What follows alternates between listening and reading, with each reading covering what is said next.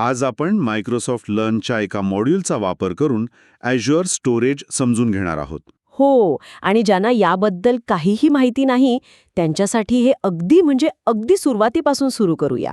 मला तर हे नाव ऐकूनच असं वाटतं की आपण कोणत्या तरी मोठ्या निळ्या ढगात आपला डेटा फेकून देणार आहोत. तर समजा आपण एक मोठं डिजिटल गोदाम बांधत आहोत आणि आपल्याला त्याचा पाया कसा घालायचा आहे हे शिकायचं आहे. तुमची कल्पना अगदी योग्य दिशेने चालली आहे. फक्त डेटा फेकायचा नाहीये, अच्छा. तो अगदी व्यवस्थित लावायचा आहे. विचार करा की हे एक मोठं डिजिटल गोदाम आहे आणि कुठलंही गोदाम बांधण्याआधी आपल्याला काही गोष्टी ठरवाव्या लागतात. जसं की जागा वगैरे. अगदी आधी आपल्याला एक जागा लागेल, म्हणजे स्टोरेज अकाउंट. मग गोदामात वेगवेगळ्या प्रकारच्या वस्तू ठेवायला वेगवेगळे कप्पे लागतील, म्हणजे स्टोरेज सर्व्हिसेस. आणि सुरक्षा. हो, सर्वात महत्त्वाचं, आपल्या मालाच्या सुरक्षेची व्यवस्था, म्हणजे चोरी किंवा आगीपासून बचावासाठी विमा, ज्याला आपण इथे रिडंडन्सी म्हणू. आज आपण या सगळ्या गोष्टी अगदी सोप्या भाषेत एक करून शिकणार आहोत. उत्तम. चला तर मग या तांत्रिक विषयाला सोपं आणि मनोरंजक बनवूया. नाहीतर भीती वाटते की हे सगळं डोक्यावरून जाईल. तर सर्वात पहिली गोष्ट म्हणजे स्टोरेज अकाउंट. हे काय डेटासाठी बँक खात्यासारखं आहे का? अगदी तसंच. खरंच. हो, हे Azureच्या विशाल गोदामातलं तुमचे एक वैयक्तिक लॉकर आहे, ज्याची किल्ली फक्त तुमच्याकडे असते. ओके. आणि याला एक युनिक नाव द्यावं लागतं, जसं आपलं ईमेल ID किंवा Instagram हँडल असतं ना. हो, जे जगात दुसरं कोणाचं नसतं. बरोबर. आणि या नावाला काही नियम आहेत. फक्त लहान अक्षरं आणि अंक, आणि 3 ते 24 वर्णांपर्यंत. गंमत म्हणजे हे नाव इतकं युनिक असावं लागतं कारण याच नावाने तुमचा डेटा जगात कुठूनही ॲक्सेस केला जातो. म्हणजे तो एक प्रकारे आपल्या डिजिटल गोदामाचा पत्ता बनतो. अगदी. अच्छा. म्हणजे मी माझा ऑसम डेटा असं नाव नाही ठेवू शकत? नाही, कारण त्यात मोठी अक्षरं आहेत. ठीक आहे, समजलं. पण यात काही प्रकार पण असतात का, की सगळे लॉकर सारखेच असतात? खूप चांगला प्रश्न आहे. नाही, सगळे लॉकर सारखे नसतात. पहिला आणि सर्वात जास्त वापरला जाणारा प्रकार म्हणजे स्टँडर्ड जनरल पर्पज V2 बापरे, केवढं मोठं नाव आहे. पण काम सोपं आहे. हे आपल्या घरातल्या मिक्सरसारखं आहे, जे सगळं काही करतं. फाईल्स, फोटोज, मेसेजेस, टेबल्स, जवळजवळ सगळ्या प्रकारचा डेटा ठेवण्यासाठी हे उत्तम आहे. म्हणजे एक ऑल इन वन पर्याय? हो, बहुतेक जण हेच वापरतात कारण हे किफायतशीर आणि बहुगुणी आहे. पण मग येतात प्रीमियम प्रकार. हे म्हणजे स्पेशलिस्ट आहेत. स्पेशलिस्ट म्हणजे? समजा तुमच्याकडे फॉर्म्युला 1 कार आहे. तुम्ही ती भाजी आणायला नाही वापरणार, बरोबर? नाही, अजिबात नाही. लोक हसतील मला. तसंच जेव्हा प्रचंड वेग आणि परफॉर्मन्स लागतो तेव्हा प्रीमियम प्रकार वापरले जातात. म्हणजे जेव्हा प्रत्येक मिलीसेकंड महत्वाचा असतो. अच्छा, म्हणजे व्हिडिओ एडिटिंग किंवा मोठ्या डेटाबेससाठी. अगदी बरोबर. स्टँडर्ड म्हणजे तुमची फॅमिली कार आणि प्रीमियम म्हणजे ती फॉर्म्युला 1 कार, गरजेनुसार निवडायची. आणि इथे रिडंडन्सी ऑप्शन्स असं काहीतरी लिहिलंय. मला वाटतं तुम्ही याचा उल्लेख विमा म्हणून केला होता. हो, तुम्ही अगदी योग्य ठिकाणी बोट ठेवला आहे. हा आपल्या चर्चेतला पुढचा आणि सगळ्यात महत्वाचा भाग आहे. ओके. सोप्या भाषेत सांगायचं तर हा तुमच्या डेटाचा विमा आहे. आपण जेव्हा खातं उघडतो तेव्हाच त्याचा विमा प्लॅन निवडतो. म्हणजे डेटा किती महत्वाचा आहे यावर अवलंबून. हो, आपण यावर पुढच्या भागात सविस्तर बोलूच. चला तर मग या विमा योजनेबद्दल बोलूया. समजा काही बिघाड झाला तर Azure माझे वॅकेशनचे फोटो कसे वाचवणार? ते फोटो माझ्यासाठी खूप महत्वाचे आहेत. Azure तुमचा डेटा गमावण्याच्या बाबतीत खूपच काळजी घेतो, जे आपल्यासाठी चांगलं आहे.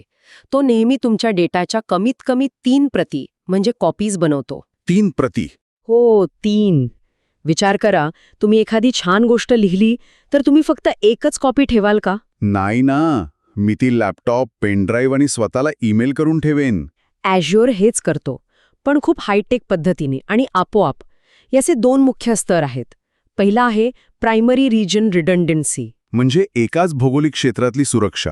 बरोबर, म्हणजे साधारणपणे एकाच शहरात. ओके. यात पहिला आणि बेसिक प्लॅन आहे LRS, म्हणजे लोकली रिडंडंट स्टोरेज. LRS. यात तुमच्या डेटाच्या 3 प्रती एकाच डेटा सेंटरमध्ये, म्हणजे एकाच बिल्डिंगमध्ये वेगवेगळ्या सर्व्हर रॅक्सवर ठेवल्या जातात. म्हणजे एक रॅक खराब झाला तरी दुसऱ्या 2 प्रती सुरक्षित राहतात. हा सर्वात स्वस्त पर्याय आहे. पण जर पूर्ण बिल्डिंगलाच आग लागली किंवा वीज गेली तर सगळा डेटा धोक्यात येऊ शकतो. अरे देवा. म्हणजे हा थर्ड पार्टी विम्यासारखा आहे, जो फक्त दुसऱ्याच्या गाडीला कव्हर करतो, आपल्या नाही. मग यापेक्षा चांगला पर्याय काय आहे ना?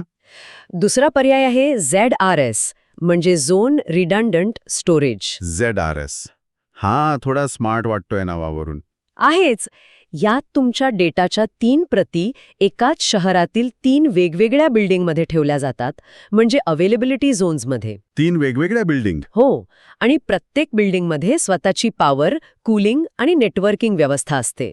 त्यामुळे एका बिल्डिंगमध्ये काही समस्या आली तरी दुसऱ्या 2 चालू राहतात. अच्छा, म्हणजे जास्त सुरक्षित. हो, LRS पेक्षा थोडा महाग पण जास्त सुरक्षित. एक मिनिट. ZRS मध्ये तुम्ही म्हणालात की डेटा एकाच शहरातील 3 वेगवेगळ्या बिल्डिंगमध्ये असतो.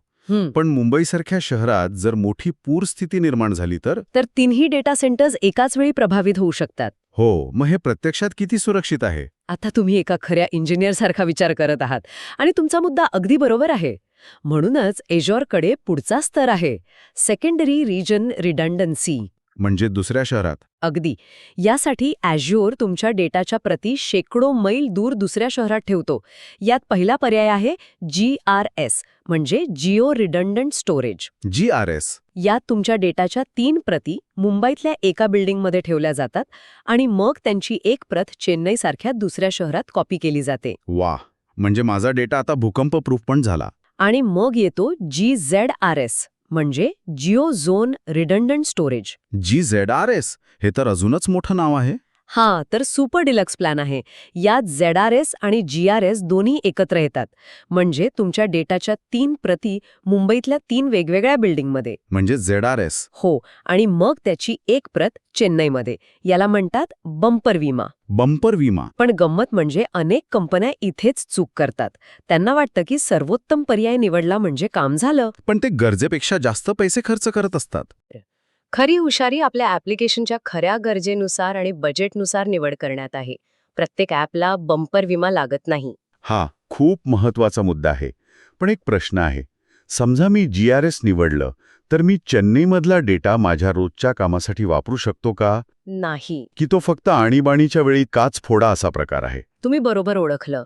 डिफॉल्टनुसार तो आणीबाणीच्या वेळी काच फोडा असाच प्रकार आहे. अच्छा. दुसऱ्या शहरातला डेटा फक्त तेव्हाच उपलब्ध होतो जेव्हा मूळ शहरात काही मोठी आपत्ती येते. पण तुम्ही थोडे जास्त पैसे देऊन रीड ॲक्सेस पर्याय निवडू शकता, म्हणजे RAGRS किंवा RAGZRS. मग काय होतं? मग मुंबईत सगळं ठीक असतानाही तुम्ही रिपोर्टिंग किंवा ॲनालिसिससाठी चेन्नईमधला डेटा वाचू शकता. वाह, म्हणजे तुमच्या मूळ ॲप्लिकेशनवरचा भारही कमी होतो. अगदी बरोबर. ठीक आहे. माझं खातं तयार आहे, विमा पण काढला. आता आपण गोदामात आलो आहोत. आता मी नक्की काय काय ठेवू शकतो यात? आता आपण आपल्या डेटाचा विमा तर उतरवला, पण सगळा डेटा एकाच प्रकारचा नसतो. नाही, बरोबर. जसं आपण घरात वेगवेगळ्या वस्तू वेगवेगळ्या कपाटात ठेवतो, तसेच Azure आपल्याला वेगवेगळ्या प्रकारचा डेटा ठेवण्यासाठी खास पेट्या किंवा सेवा देतं. यालाच स्टोरेज सर्व्हिसेस म्हणतात. ओके. सर्वात लोकप्रिय आहे Azure ब्लॉब्स. ब्लॉब्स म्हणजे आकारहीन गोळा. हो, अगदी. ही एक मोठी जादूची पेटी आहे. यात तुम्ही काही टाकू शकता. फोटो, व्हिडिओ, मोठ्या फाईल्स, टेक्स्ट, त्याला काही फरक पडत नाही. म्हणूनच त्याला ब्लॉब म्हणतात, बायनरी लार्ज ऑब्जेक्ट. आकारहीन गोळा, हे नाव आवडलं मला. पण या पेटीत पण काही स्तर वगैरे आहेत का? नक्कीच आहेत. इथेच तर खरी गंमत आहे.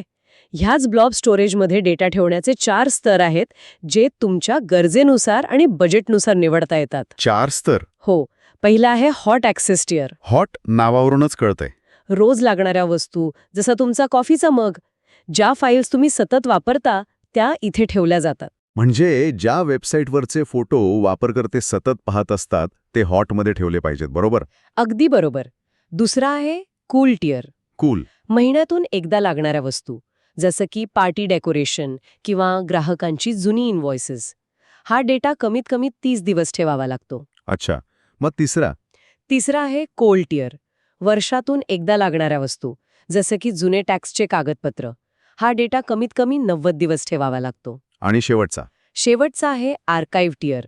ही तर तळघरातली डीप फ्रीझर आहे. डीप फ्रीझर म्हणजे ज्या गोष्टी आपल्याला परत कधी लागतील की नाही हे पण माहीत नाही, त्या सगळ्या आर्काइव्हमध्ये. हो, आणि इथे एक गोष्ट लक्षात ठेवायला हवी, आर्काइव्हमध्ये डेटा ठेवायला खूप स्वस्त असतो. पण बाहेर काढायला काही तास लागू शकतात आणि जास्त पैसे लागतात. जसं तळघरातून एखादी जुनी पेटी शोधून काढायला वेळ आणि मेहनत लागते, तसंच आहे हे. म्हणजे योग्य टियर निवडल्यास भरपूर पैसे वाचू शकतात. अगदी. हे तर खूपच सोयीचं आहे. आणि दुसऱ्या पेठ्या कोणत्या आहेत? दुसरी पेटी आहे Azure फाईल्स. हे तुमच्या ऑफिसच्या नेटवर्कमधील शेअर फोल्डरसारखं आहे, पण क्लाउडमध्ये.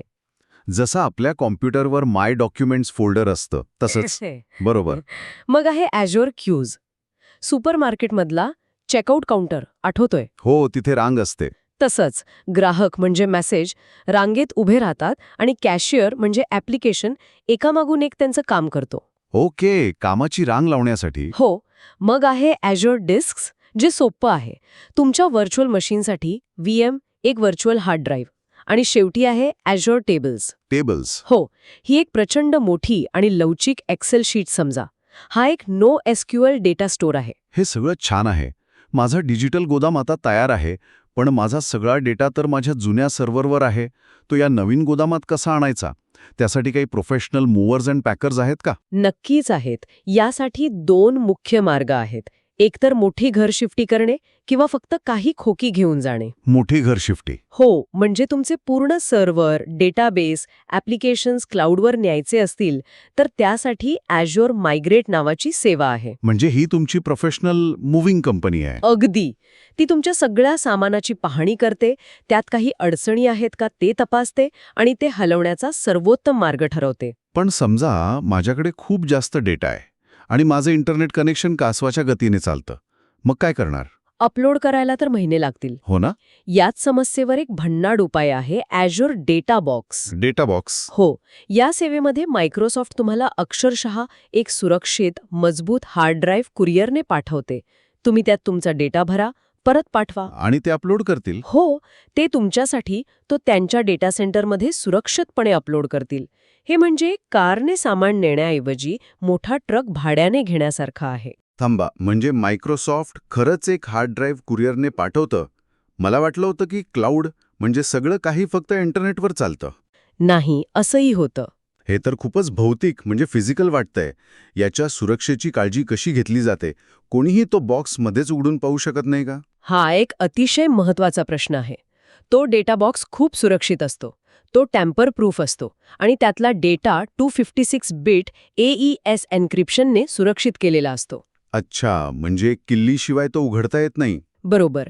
त्यामुळे तुमचा डेटा प्रवासात पूर्णपणे सुरक्षित असतो. वा, म्हणजे डेटा कुरिअरने पाठवायचा ही कल्पनाच भारी आहे. आणि फक्त काही फाईल्स हलवायच्या असतील तर? त्यासाठी एवढा मोठा ट्रक कशाला भाड्याने घ्यायचा? अगदी बरोबर. छोट्या कामासाठी सोपे पर्याय आहेत. जे कमांड लाईन वापरायला घाबरत नाहीत त्यांच्यासाठी ॲज कॉपी नावाचं एक सुपरफास्ट साधन आहे. कमांड लाईन म्हणजे ब्लॅक स्क्रीन आणि पांढरी अक्षरं? हो, तेच. पण ज्यांना ते आवडत नाही त्यांच्यासाठी Azure स्टोरेज एक्सप्लोरर आहे. हे एक ॲप आहे जे वापरण्यास अगदी सोपं आहे. Drag and drop. Drag and drop. मला वाटतं मी स्टोरेज एक्सप्लोरर टीममध्ये आहे. हेच माझ्यासाठी सोपं आहे. आणि एक तिसरा खूप हुशार पर्याय आहे Azure file sync. File sync? हो. समजा तुमच्या ऑफिसमध्ये एक विंडोज फाईल सर्व्हर आहे आणि तुम्हाला तो क्लाउडसोबत जोडायचा आहे. Azure फाईल सिंक तुमच्या त्या सर्व्हरला Azureमधील फाईल शेअरसोबत आपोआप सिंक करतं. अच्छा. यात एक काय म्हणतात त्याला क्लाउड टिअरिंग नावाची छान गोष्ट आहे. जास्त वापरल्या जाणाऱ्या फाईल्स सर्व्हरवर कॅशे म्हणून ठेवल्या जातात आणि कमी वापरल्या जाणाऱ्या फाईल्स फक्त क्लाउडमध्ये राहतात. वा, हे एका स्मार्ट स्वव्यवस्थापित करणाऱ्या लायब्ररीसारखं आहे. अगदी. जिथे लोकप्रिय पुस्तकं समोरच्या काउंटरवर ठेवली जातात आणि जुनी पुस्तकं तळघरात. तर आज आपण डेटासाठी बँक खातं उघडण्यापासून, त्याचा विमा काढण्यापासून, योग्य पेट्या निवडण्यापासून ते सामान हलवण्यासाठी मूव्हिंग कंपनी भाड्याने करण्यापर्यंतचा प्रवास केला. हो, आणि गोष्टी सोप्या करून समजल्या की भीती वाटत नाही. खरे, Azure स्टोरेज आता एका मोठ्या गोंधळात टाकणाऱ्या गोदामासारखं नाही, तर एका सुव्यवस्थित लायब्ररीसारखं वाटतंय. खरंय. आणि त्यात अजून एक गोष्ट आहे. Azureमध्ये प्रत्येक कामासाठी वेगवेगळी साधने आहेत. आपण हातोडीने लाकूड कापत नाही. बरोबर. योग्य स्टोरेज सेवा, योग्य रिडंडन्सी पर्याय आणि योग्य मायग्रेशन साधन निवडणं हे क्लाउडमध्ये यशस्वी होण्याचं पहिलं आणि महत्त्वाचं पाऊल आहे. आणि योग्य निवड केल्यास तुम्ही केवळ तुमचा डेटा सुरक्षित ठेवत नाही, तर भरपूर पैसेही वाचवता. या सगळ्यामुळे एक विचार मनात येतो. आता आपल्याला कळलंय की आपला डेटा एवढ्या मोठ्या प्रमाणात कसा साठवला आणि सुरक्षित ठेवला जातो. मग आपल्या वैयक्तिक डेटाचं भविष्य काय असेल? म्हणजे आपण तयार करत असलेली प्रत्येक गोष्ट, प्रत्येक फोटो, प्रत्येक डॉक्युमेंट कुठेतरी कोणत्या तरी डेटा सेंटरमध्ये एका सर्व्हरवर हॉट, कूल किंवा आर्काइव्ह टियरमध्ये जाऊन संपणार आहे का? आणि त्या तळघरातल्या डीप फ्रीझरमधून म्हणजे आर्काइव्हमधून आपला डेटा परत कधी बाहेर येईल? विचार करण्यासारखी गोष्ट आहे.